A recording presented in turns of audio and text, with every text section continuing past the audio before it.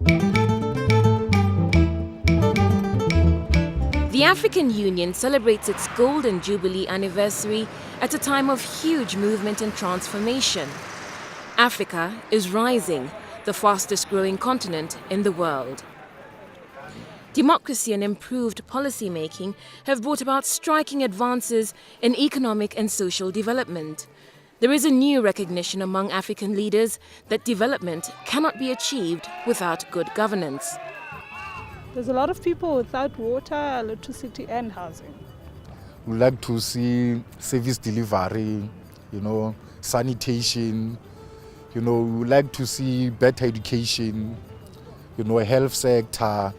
For the first time, we tell the remarkable story of how Africa's leaders, in partnership with Africa's people, developed the African Peer Review Mechanism, the APRM, to deepen governance.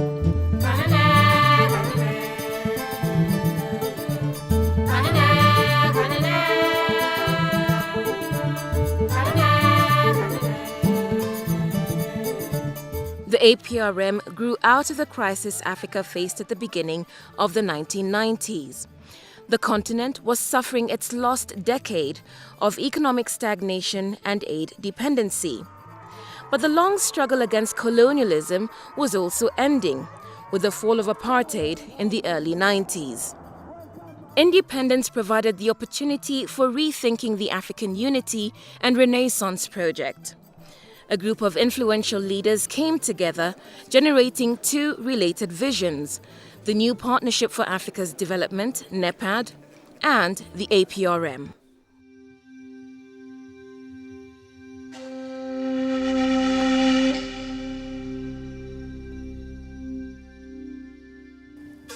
And we said, it's clear that it's important that this state, the African state, which must play an important role in terms of this development, has to be empowered, must be strong enough to play this role. And therefore, we had to say, what is it that would characterize this capable African state? Hence, the peer review mechanism, to say, here are the benchmarks which we think would make for the kind of state we're talking about. And indeed, even beyond states, which would make for the kind of society that we need. We believe that would generate the atmosphere that would attract investments, both from within and from without. To do this, we subscribed to rule of law, of course, respecting the independence of the judiciary, respecting fundamental human rights, respecting the private sector as a necessary agency to partner the public sector in unleashing the wealth of Africa. In the period preceding the APRM processes, we had a structural adjustment program which was introduced by the World Bank and IMF, if one were to say that. And therefore, these were actually externally imposed tools that were meant to scrutinize African governments or review African governments in terms of progress in economic development. So the shift in paradigm was essentially from what has been called accountability to external actors, whereby because of these conditionalities that were imposed on Africa, countries were obliged to account to external actors and rather to domestic constituencies, citizens and stakeholders who were the real beneficiaries of development. We are taking our fortune in our hand. In the past, they used to tell us, do this, do it this way. This time, we want to say, this is our program, and that was what happened. The structure of the mechanism began taking shape. It would respond to the development needs of ordinary Africans through 4 pillars: democratic and political governance, economic governance, socio-economic development, and corporate governance. On each of these, countries would be offered peer support, peer review, and peer understanding.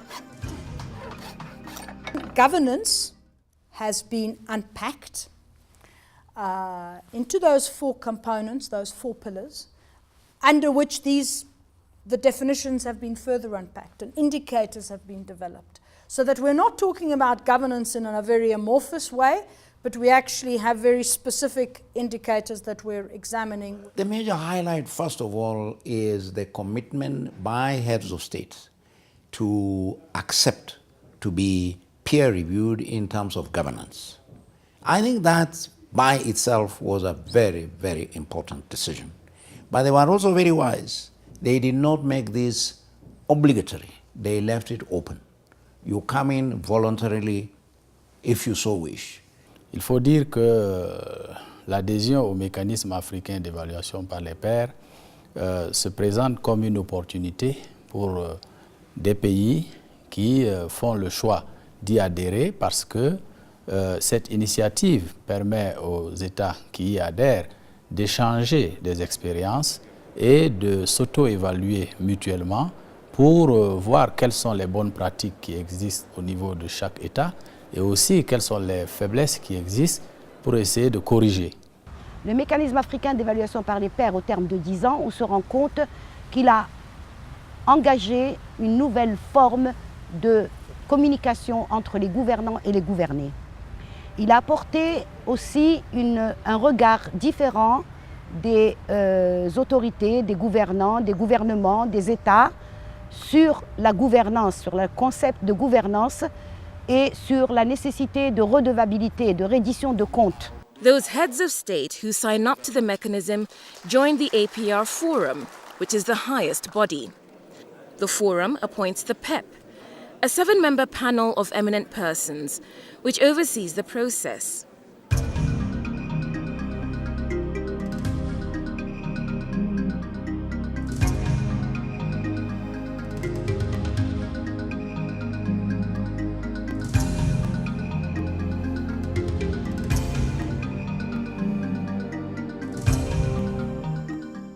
The most important aspect of the APRM is the national self-assessment process.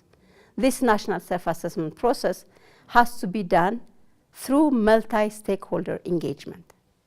They are interviewed, they contribute to the scientific study that's being done. They also have the opportunity to validate the report that comes out, to agree or to disagree with it openly. Mais moi, j'ai retenu que quand il y a un regard extérieur, quand des experts viennent et ont la possibilité de rencontrer les populations, effectivement, elles ont la liberté de dire ce qu'elles pensent. Et cela a souvent été retenu, bien sûr, avec la participation de tous les parlementaires, aussi bien de la majorité que de l'opposition. But equally amazing is what happens at the level of the heads of state behind closed doors. The frank exchange, the issues that concern them and mutual sharing. Oui, je crois que le mécanisme a été très exemplaire au Burkina parce que si vous regardez aujourd'hui dans la presse nationale, que ce soit l'opposition, que ce soit la majorité, tout le monde se réfère aujourd'hui au rapport du MAEP. Ça veut dire que le rapport a mis quand même le doigt sur des questions de gouvernance qui touchent vraiment la sensibilité des populations.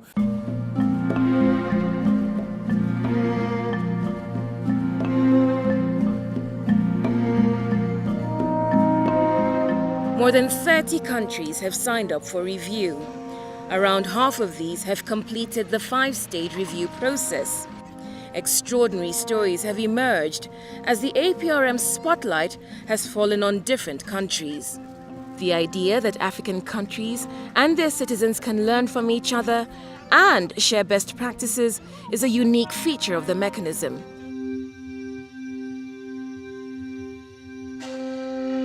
Kenya, East Africa's largest economy and most stable country, erupted into violence after disputed presidential elections in 2007. As the world watched, African leaders raced back and forth to broker a ceasefire and negotiate peace. The earlier 2006 APRM country review raised the alarm about mounting ethnic tensions, but was ignored. In terms of the forecasting that was done before the 2007 elections, I think unfortunately we had a government that did not heed a lot of warnings, not only the warnings from the APRM, but also from intelligence sources, as we have seen now through various commissions that have looked back at what had gone wrong. And I think that is a point for us to learn from, that we should not wish away or ensure that we have institutions that cannot adequately respond. In 2010, the country ushered in a new constitution, widely considered to be one of the most progressive on the continent. Civil society participation in the earlier APRM report and later in the drafting of the new constitution ensured that the concerns of ordinary Kenyans were heard.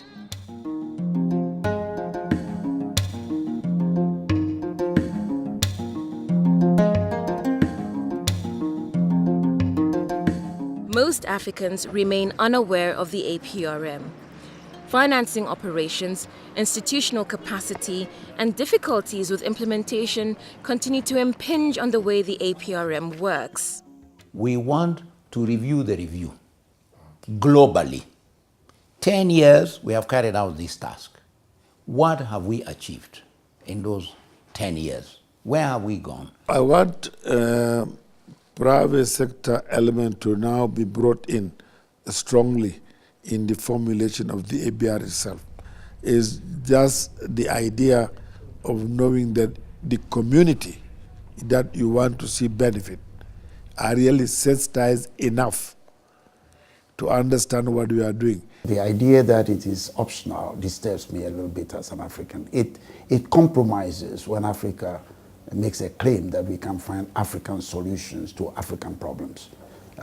Because what does it say about why it is voluntary? I would like that discussion opened up. I'm not worried about those who are staying out. I'm worried about those who are on the boat, and I'm hoping that they get what they came for. The APRM understandably highlighted the moment when the peers, that is the presidents, reviewed one another. The highlight of the APRM should be the completion of the National Program of Action, because that is what is important. Well, I think one of the first things that we have to do as a focal point members is actually to sell the idea of the APRM more vigorously, more robustly, so that every citizen of Africa understands that we are here working for them, working to ensure that we provide them with better governance. And when they have ownership of it, then half the problem is done.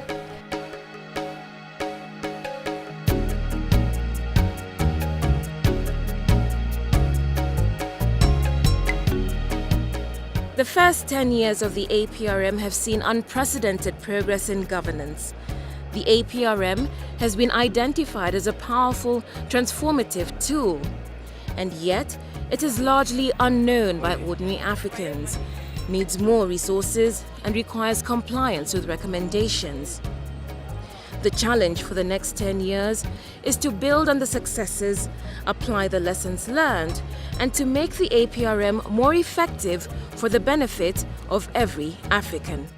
In fact, I think it's the most effective instrument for our Pan-African integration. If we're thinking about democracy, we're thinking about democratic governance, and we're thinking about integration to the extent that we'll be able to close our gaps and learn more about ourselves. I think it's the APRM, that is the instrument that fosters it. Donc c'est vraiment un outil qui appartient aux Africains. Il est fait par des Africains. Il concerne des Africains. Je crois que c'est une conquête des Africains, c'est le reflet de la conscience autocritique des populations africaines. Comment en fait travailler plus groupé, plus condensé, plus effet de synthèse, plus accélération du processus, avec pratiquement les mêmes moyens et peut-être avec moins de moyens. The African peer review system should not be treated as incidental. That you do everything else, and when you've done whatever, in your spare time you say, well, what about the African peer review? I think it has to be integral. It has to be integral to what to everything that we do every day. Now, we have made tremendous progress. And what do we need to do? We need to do more of the good things that we have done. And we need to make sure that when these good things are done, they are done for a purpose. And what is the purpose? To make Africa a continent that will be regarded as one that is making life better for all its people.